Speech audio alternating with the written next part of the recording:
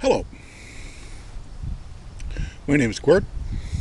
This is August 4th, 2018, and I'm from the Pines studio in Toronto. Anyways, we are talking about free trade. I better center this up, okay? The cameraman is not very good at his job. Okay, I promised we would discuss this, and I hope you follow me very closely. Okay, when I say we're winning the boycott, it doesn't take very much to affect things. Today, in today's world, it's all a case of inventory. Inventories are so closely controlled that their margins, their production margins, their MRPs or material resource planning margins are very close. So it's not unusual to be within 5 to 10%. But you got to understand the position of the Americans. If you're an American manufacturer, all manufacturing is like this, doesn't matter where it is. It's all a question of inventories and order cycles. And why do the Canadians have a power? You see, when you get those geniuses at McLean Hunters and Post Media, they think that, they see 2% for export of the entire U.S. market and 20% from Canada, blah, blah, blah.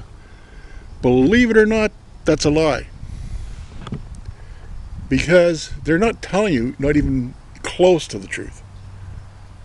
That 2% doesn't seem like very much. That's only a value. That isn't actual production. So when you refuse to buy an American product, everyone is different. And it doesn't take very much. It only takes even if a third of us decided to buy Canadian or any other country. How about any other country than American?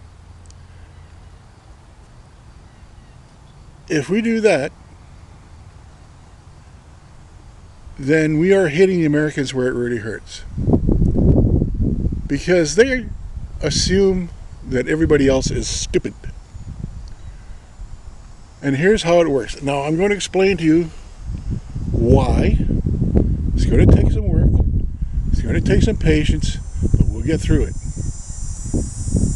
In every manufacturing plant, let's say you're located in the U.S., you want to have a production run to satisfy your market. You have X demand. Let's say you have 20 million potential customers in the U.S., of which you got an 80% market share, let's say. So let's say you produce 1,000. We'll say widgets. I hate the word widgets, but no use in getting it translating weird stuff. Okay, so you got 1,000 widgets. That's your production run. But you have to guarantee for the market 2 or 3 things. First, you're going to have dead stock. Because in every manufacturing plant, when you change a little bit of this, a little bit of that, you're going to have a certain set of amount of production, which is going to be waste stock, dead stock, grade B. It's not going to be of high quality. And that hits every manufacturing operation. I don't care who you are. It's a lot better with robotics and automatic mixing and matching and parts making and parts assembly. It's a lot better than it used to be. But you're still going to have dead stock. So that's about 2% of your production run. And you can sell some of that off some of the time, but that's normally going to the discount houses, of which there are a lot more. But you don't have to have the same quality you do with discount product than you do with your own brand. So what happens is you have that production run. So in the US, you have 1,000 widgets. You know your demand is going to be 1,000. Okay.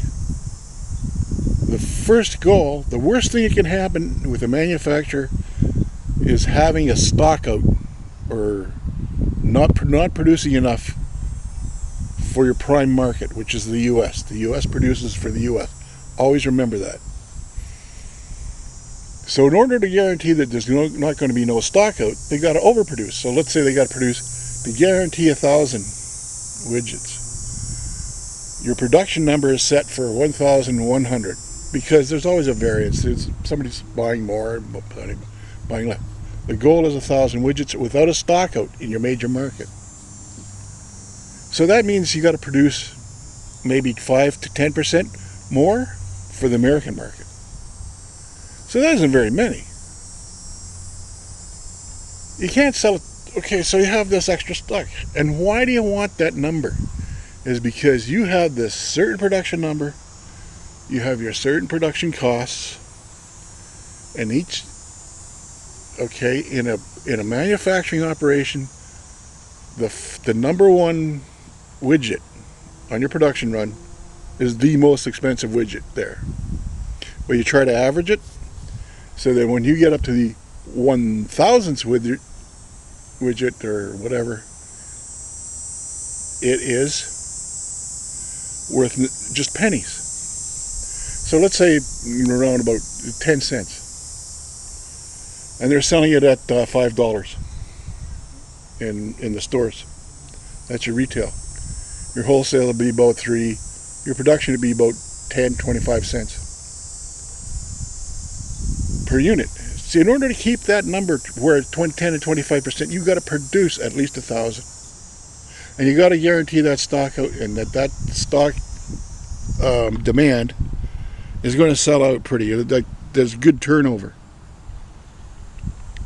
And that's why there's sales. Even after sales, you want to have it as minimum as possible. What does Canada come in for? Well, you see, without Canada, they would fill up their inventory warehouses. Because you remember I said they had to produce 1,000, even 1,010, 1,050 to guarantee no stock out. And a stock out is the worst thing you can have in a manufacturing production.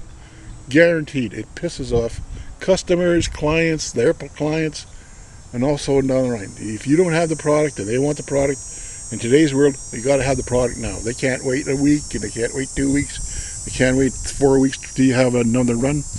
They want to have that damn product right now. And if they get so pissed off they want to buy off you, they'll go to another product. So stock outs are really important to Americans and Canadians. But we don't have the same size market they do. They can build one plant to satisfy all the Americans, and that extra 10%, believe it or not, is sold to where? Canada. Those extra 10 widgets that come from production of 1,000, that extra 10 costs them nothing, but if it's allowed to store up within 10, 12 months, you have yourself a couple hundred widgets sitting in the warehouse. In 10 months, you'll have a full warehouse, and warehousing and inventory costs a lot, and because you have obsolescence, you have old product. You don't want that. You don't want to. Dollar stores help, but in dollar stores you're going to change over packaging and a whole bunch of other stuff. So really, it's a lot of hassle for next to nothing, but still got to be done because the little bean counters want it that way. So Canada is a very important product because it keeps the American inventory, manufacturing inventory, down low. Which means if they keep their inventory low, they keep their costs down significantly, and then that means they can provide the first 1,000 widgets for next to nothing. If they're carrying inventory on that one extra, they want to be able to produce that 1,000, then whatever they got left over, they want to ship north up to Canada. And Canada, and even after Canada, if Canada is satisfied with the extra 10 marks, then even if they do have 2 or 3 short, it's not going to hurt as much as a Canadian stock out of a product isn't not as serious as an American stock out to the Americans. Canadians are more patient people, they're more polite, they understand everything, and they sell at a higher price. Believe it or not, we sell their garbage, we buy their garbage product, and we spend higher than the average American. So the Americans got it good up here. I mean, really. So when the Canadian starts a boycott, no matter how much, let's say you have people of 1,000 people in your town. Out of 1,000 people, 100 of them participate in the boycott. That means it's significant. It adds up, man. And it shows on the numbers. And I don't care what McLean says, and I don't care what the Yankees say. I looked at that picture. They said that it doesn't take very much action by Canadians to influence the American market. They want to diminish it as much as possible because they don't want to hand us the keys to the treasure, what do you call it, Alibaba's cave, man. So there you have the reason. It keeps their production rates, their production costs, their pricing low. They get rid of their surplus for a at premium price because Canadians pay more than Mexicans. Mexicans don't buy anything except beef and Chevys. So when you're looking at the Canadian market, we're high priced, fully educated, we pay full rate, and we happen to have the same market taste as most Americans. Okay? So when you this is the end of part one. So get to understand one thing. When we boycott a commercial product, it does hurt Americans, even though it might be 1-2% of their entire production run. That means they don't have to store that inventory. Inventory cost crushes, especially they got to overproduce for the market. They have to get rid of the overproduction. Okay? And that's how it works. So that's the end of part one. Understand one thing. Canadians have a lot not Hunter anymore, I wish they were. Maclean's or post-media idiots claim, or Financial Post claims. They're into finances. They're not into manufacturing. I am. And I'm telling you, Canadians have a lot of power over American product. And that's what's going on down there right now. Is they're not getting, their inventory is going up. When their inventory goes up, their prices go down because they have to get rid of the stockouts, right? They can't have oversupply. They're on a nice thin edge of profitability down there. Okay? So next part two.